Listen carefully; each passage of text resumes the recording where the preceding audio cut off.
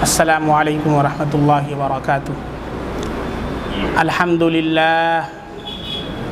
للہ رب العالمین والصلاة والسلام علی رسولہ الکریم وعلی آلہ وصحبہ اجمعین، اما بعد فاعوذ باللہ من الشیطان الرجیم، بسم اللہ الرحمن الرحیم، یا ایہا الذین آمنوا اذا نودی للصلاة من یوم الجمعة فاسعوا الى ذکر اللہ وذروا البیع ذالکم خیر لکم ان کنتم تعلمون، صدق اللہ العظیم۔ نقش قدم نبی کے ہیں جنت کے راستے، نقش قدم نبی کے ہیں جنت کے راستے، اللہ سے ملاتے ہیں سنت کے راستے۔ برادران عزیز اور ملت اسلامیہ کے پاسبانوں، میں نے سورۃ الجمعہ کی ایک آیت کریمہ آپ حضرات کے سامنے پڑھی ہے۔ اس میں اللہ رب العزت ارشاد فرما رہے ہیں کہ اے ایمان والو، جب جمعہ کی اذان ہو جائے، یا ایہا الذین آمنوا اذا نودی للصلاۃ، جب نماز کے لیے تم کو پکارا جائے، جب نماز جمعہ کے لیے اذان دے دی جائے، للصلاۃ من یوم الجمعہ فاسعوا الی ذکر اللہ، تو اپنے کاموں کو چھوڑ کر کے اللہ کے ذکر کی طرف دوڑو۔ چنانچہ مفسرین نے اس کی تفسیر میں لکھا ہے کہ جب جمعہ کی اذان ہو جائے اس کے بعد کاروبار میں مشغول رہنا، اس کے بعد اپنے کاموں میں پہلے کی طرح ہی مشغول رہنا، یہ جائز نہیں ہے جب جمعہ کی اذان ہو جائے، کیونکہ اللہ نے یہاں پر آرڈر کیا ہے، استعمال صیغہ امر کا استعمال ہے، فَاسْعَوْا إِلَى ذِكْرِ اللَّهِ، امپیریٹیو سینٹنس ہے، حکم دیا ہے اللہ نے کہ اپنے کاموں کو چھوڑ کر کے، اللہ نے آگے فرمایا وَذَرُوا الْبَيْعَ،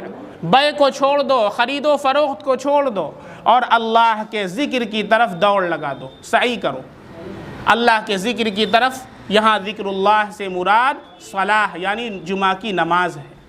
تو جمعہ کی نماز کی طرف سبقت کرنا، دوڑ لگانا، کاموں کو چھوڑ دینا یہ واجب ہے، اور اپنے کاموں میں لگے رہنا یہ جائز نہیں ہے۔ اب اس کے اندر یہ بھی آتا ہے کہ انسان جمعہ کی تیاریاں شروع کر دے، کپڑا پہننے لگے، عطر لگائے، خوشبو استعمال کرے، غسل نہیں کیا ہے تو غسل کر لے، یعنی جمعہ کی تیاریوں کے اندر لگ جائے۔ چنانچہ ایک حدیث میں آتا ہے کہ جو انسان جمعہ کے دن غسل کرتا ہے اور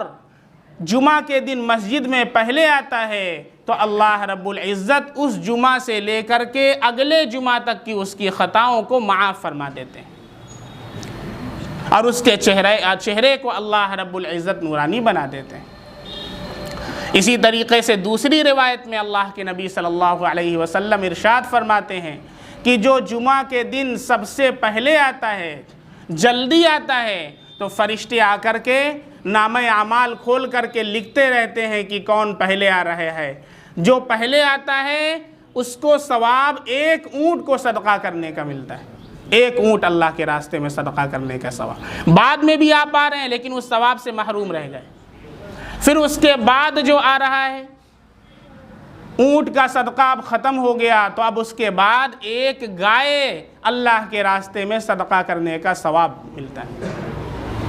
پھر اس کے بعد کوئی آ رہا ہے تو اس کے نامہ اعمال میں فرشتے ایک مینڈھا صدقہ کرنے کا ثواب لکھتے ہیں، ایک مینڈھا۔ اور اس کے بعد پھر کوئی آ رہا ہے تو اللہ رب العزت اس کے نامہ اعمال کے اندر ایک مرغ صدقہ کرنے کا ثواب ملتا ہے۔ اور پھر اس کے بعد کوئی آ رہا ہے، اخیر میں ورڈ ہے کہ ایک بیضہ انڈا صدقہ کرنے کا اللہ کے راستے میں ثواب ملتا ہے۔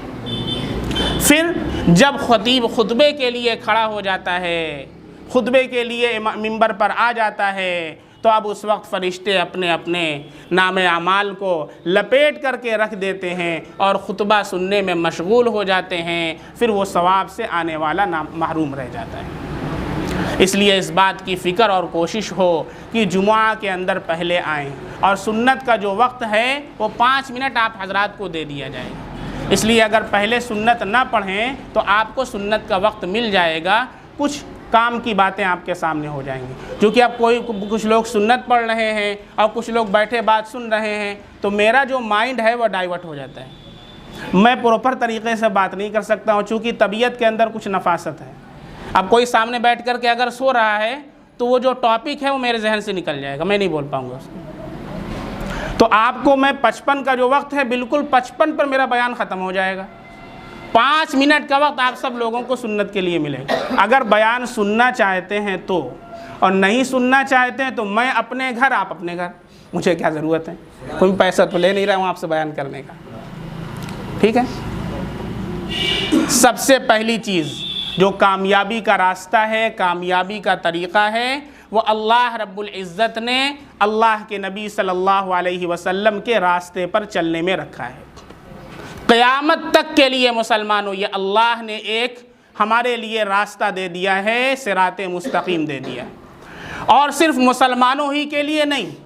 بلکہ اگر کوئی غیر مسلم ہے، کوئی کنٹری ایسی ہے کہ جو اسلام پر عمل نہیں کرتی ہے لیکن اگر اسلامی قوانین کو فالو کرتی ہے تو اس کے بینیفٹ سے وہ کنٹری بھی محفوظ رہے گی۔ ابھی حالیہ دور کے اندر آپ دیکھیں، یوکرین ہے اور روس ہے، دونوں کا تنازع چل رہا ہے۔ ایک وقت تھا، میں آپ کو ہسٹری یاد دلانا چاہوں گا، 1994 کے اندر یہی یوکرین وہ واحد ملک ہے پوری دنیا کا، this is the only country in the whole world, پوری دنیا کا واحد ملک ہے جو تیسرے نمبر کی سپر پاور طاقت تھی 1994 کے اندر،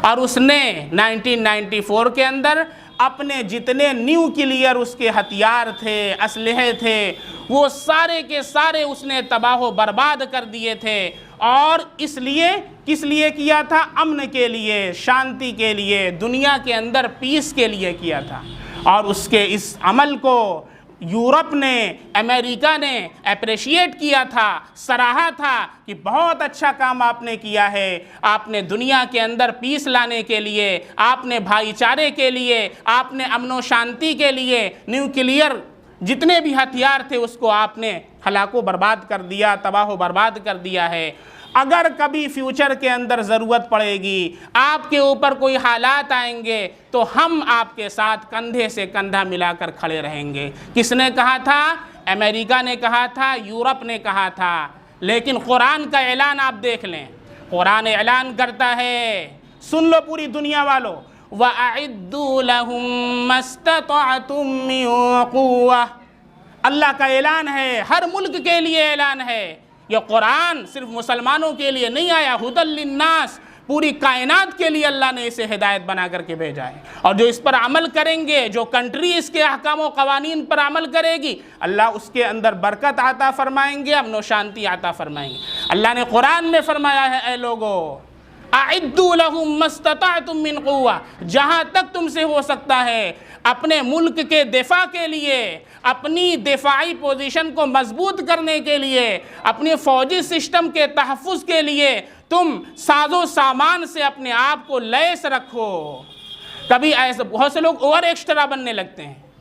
اوور ایکسٹرا جو امن چاہتے ہیں، یہ قرآن کے اصول سے ہٹ کر کے جو یوکرین نے 1994 کے اندر اپنے نیوکلیئر اسلحوں کو تباہ و برباد کیا، آج اس کا نتیجہ اسے دیکھنا پڑ رہا ہے۔ میں آج بھی دعوت دیتا ہوں پوری کائنات اور پورے ورلڈ کے جو کنٹریز ہیں سب کو، کہ آج بھی قرآن تمہارے لیے کھلی کتاب ہے، اور اللہ کا حکم ہے، اس اللہ کا کہ جو وید کے اندر بھی ہے، جو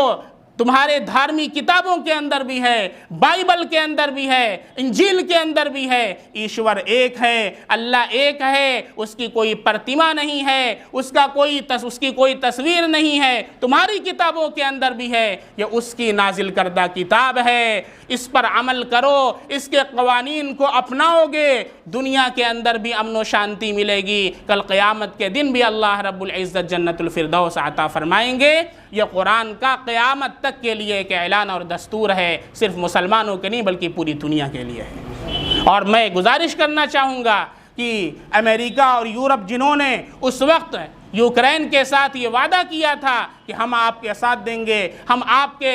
शाना बशाना खड़े होंगे, कहाँ गया तुम्हारा अमन मुआहदा? तुमको चाहिए कि आज उस मुल्क के साथ खड़े हो और कुरान के इस दस्तूर के ऊपर अमल करो, ताकि अल्लाह रब्बुल इज़्ज़त पूरी दुनिया के अंदर अमन और अमान पैदा फरमा दें, और क़यामत के अंदर भी, आखिरत के अंदर भी अल्लाह रब्बुल इज़्ज़त तुम्हारी जन्नत का फ़ैसला फरमा दें। इन्हीं चंद कलिमात के साथ, चूँकि 12:55 हो चुका है, आप हज़रात सुन्नतें पढ़ लें। इंशाअल्लाह अगले हफ्ते से आप लोग थोड़ा सा पहले आएँ, 12:30 से लेकर के 55 तक इंशाअल्लाह करंट टॉपिक के ऊपर बयान होगा।